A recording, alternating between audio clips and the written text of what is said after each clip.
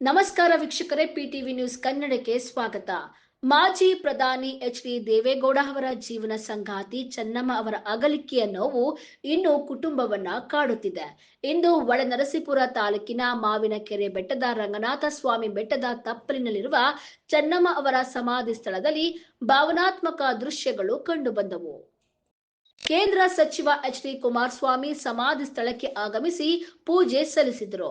ಚೆನ್ನಮ್ಮ ಅವರು ಬದುಕಿರುವಾಗ ಪ್ರತಿದಿನ ಪಠಿಸುತ್ತಿದ್ದ ಲಲಿತಾ ಸಹಸ್ರನಾಮ, ವಿಷ್ಣು ಸಹಸ್ರನಾಮ ಹಾಗೂ ಇತರೆ ಶ್ಲೋಕಗಳನ್ನು ಇದೇ ಸಮಾಧಿ ಸ್ಥಳದಲ್ಲಿ ಪ್ರತಿನಿತ್ಯ ಪಠಿಸಿ ಪೂಜೆ ನಡೆಸಲು ಕುಟುಂಬಸ್ಥರು ತೀರ್ಮಾನಿಸಿದ್ದಾರೆ.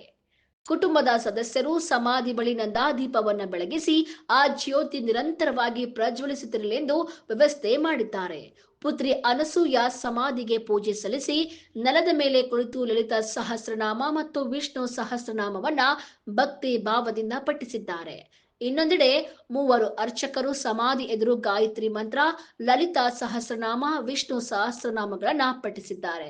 ಶಿವಭಕ್ತಿಯಾಗಿದ್ದ ಚೆನ್ನಮ್ಮ ಅವರಿಗೆ ಗೌರವ ಸೂಚಕವಾಗಿ ಮೊದಲು ರುದ್ರ ಚಮಕ ಶ್ಲೋಕ ಪಠಿಸಿ ವಿಶೇಷ ಪೂಜೆಯನ್ನ ನೆರವೇರಿಸಲಾಗಿದೆ. ಈ ವೇಳೆ ಪತ್ನಿಯನ್ನ ಕಳೆದುಕೊಂಡ ನೋವಿನಲ್ಲಿ ಮಾಜಿ ಪ್ರಧಾನಿ ಎಚ್.ಡಿ. ದೇವೇಗೌಡ ಅವರು ಸಮಾಧಿ ಎದುರು ಮೂಕ ರೋದನೆಯನ್ನ ಅನುಭವಿಸಿದ್ದಾರೆ.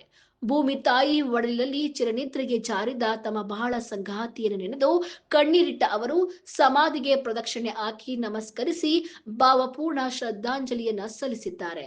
ಚೆನ್ನಮ್ಮ ಅವರ ಸ್ಮರಣೆಯನ್ನು ಶಾಶ್ವತವಾಗಿಡುವ ಸಂಕಲ್ಪದೊಂದಿಗೆ ಕುಟುಂಬಸ್ಥರು ಪ್ರತಿದಿನ ಶ್ಲೋಕ ಪಠಣ ಮತ್ತು ಪೂಜೆ ನಡೆಸುವ ಮೂಲಕ ಅವರಿಗೆ ನಿತ್ಯ ನಮನ ಸಲ್ಲಿಸಲು ನಿರ್ಧರಿಸಿದ್ದಾರೆ. ವರದಿಗಾರರು ಪರಿಸರ ಮಂಜುನಾಥ್, ಪಿಟಿವಿ ನ್ಯೂಸ್ ಕನ್ನಡ, ಬೆಂಗಳೂರು.